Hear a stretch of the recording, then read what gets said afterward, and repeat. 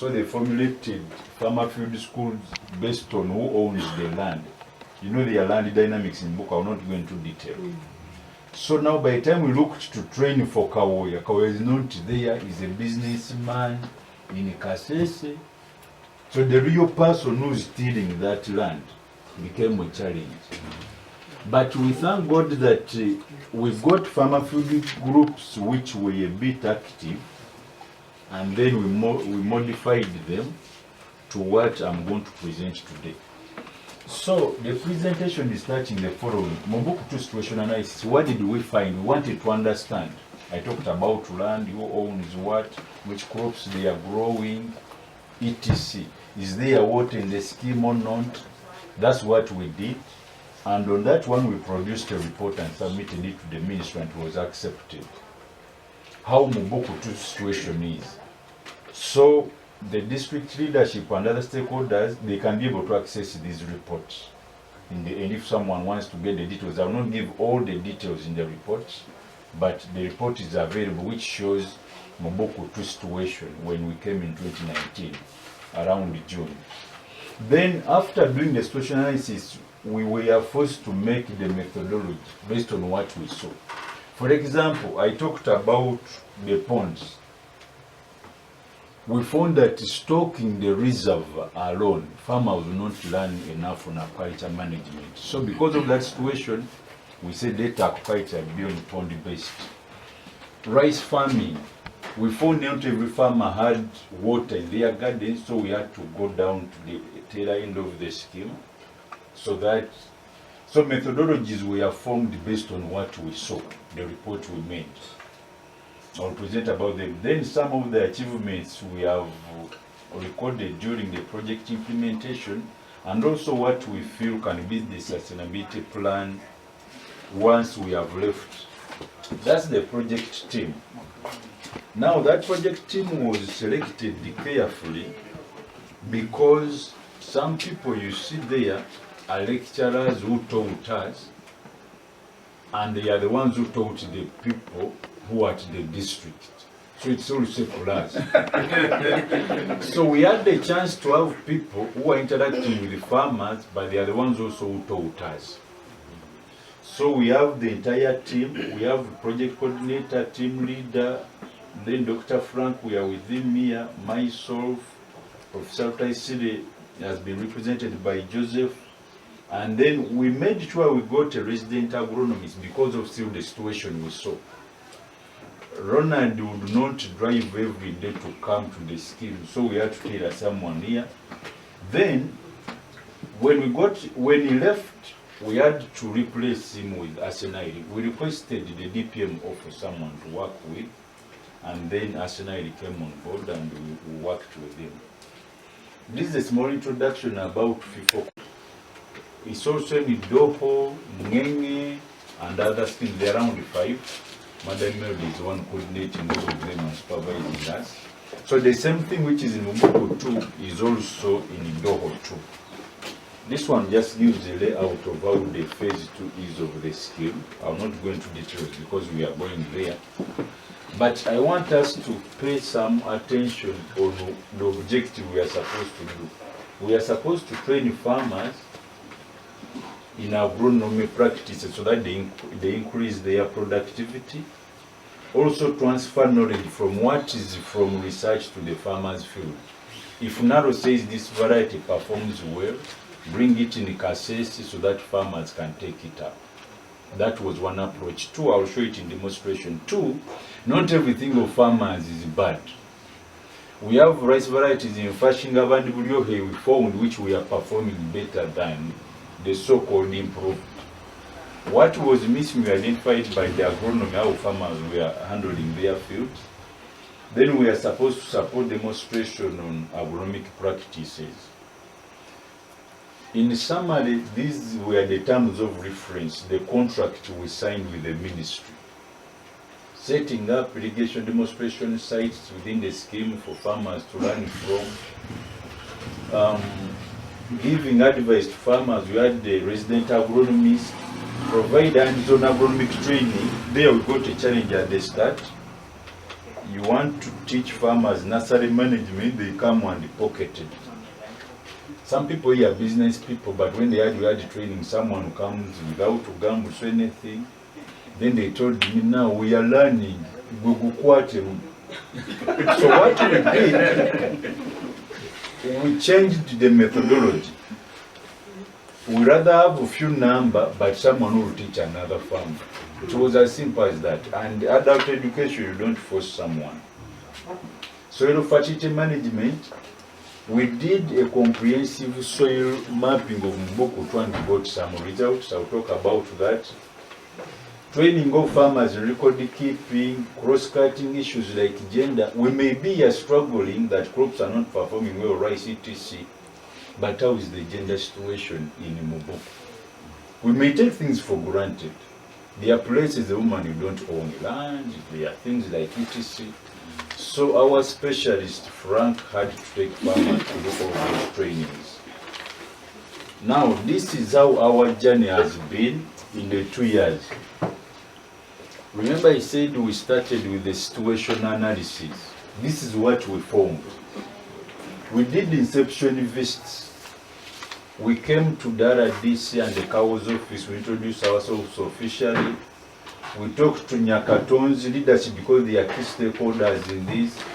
Local council, local leaders, etc. That was the first feel of the scheme. To know what it was just reconnaissance. Then after we wrote a report. Because we got a feel, we interviewed Julius and the team when we had just come in 2019, Nyakaton's leaders, local council, etc. So they gave us their insights on what we expect ahead. After that, we did situation analysis. We are told about improving farmers who have growing crops. We had to do soil characterization of Mubuku 2. If you need to know what's missing in Mubuku 2 in terms of soil, we have that report. At this point, I will request, I think, the district to work with the ministry so that is surveyed to them. A team of Makere did comprehensive mapping, which nutrient is missing, how can it be corrected. So that report is part of the crop production report from Mubuku 2 which we produced. And I think it's a public document and public funds. The district team, Arsenal, you can use it to correct the soil problem within Mubuku 2. 2, still during the situation to know what's in Mubuku, besides the soil, we did what we call agronomy needs assessment study. Here we went and interviewed individual farmers in the scheme.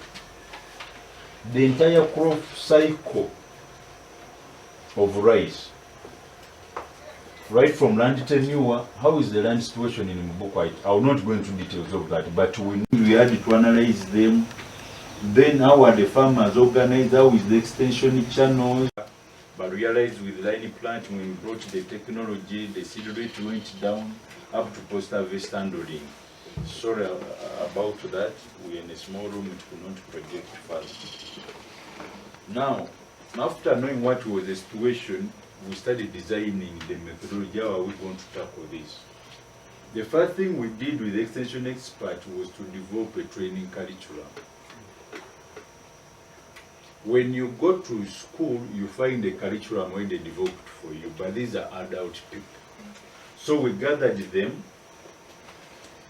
based on the gaps, or the knowledge gaps we had.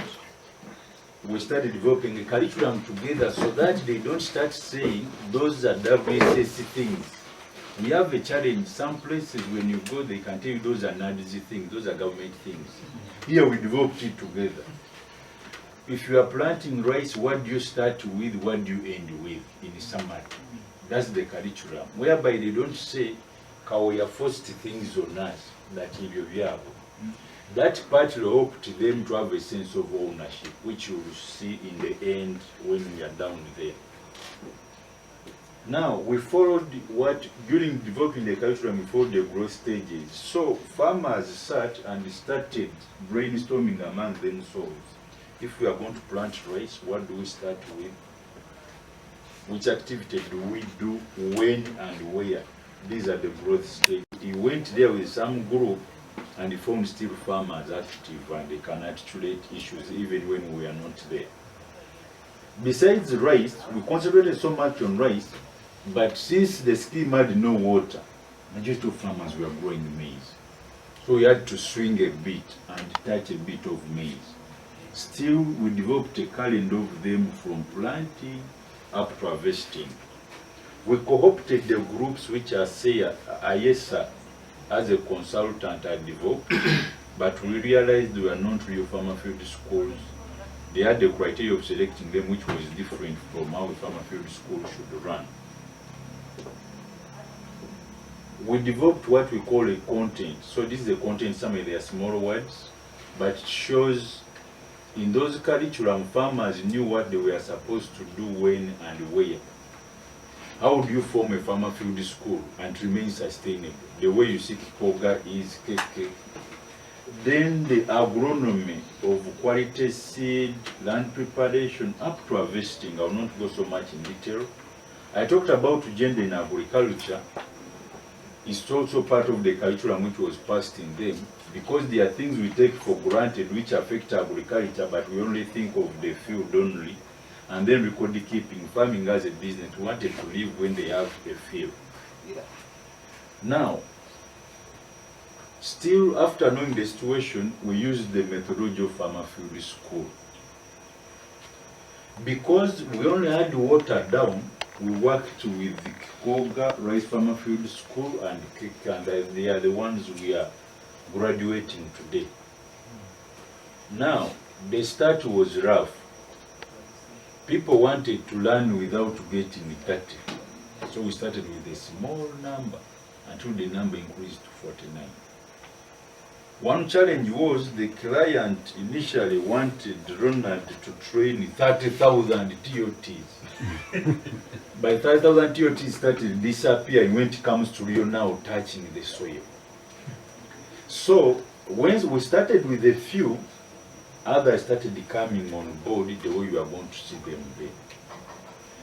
One thing which shocked me, some of the farmers said, "Onavude Kampala akutene mutaka kati ukatugendemu," something like that. Because they started now feeling that, okay, even if you are from where, you have to learn by touching.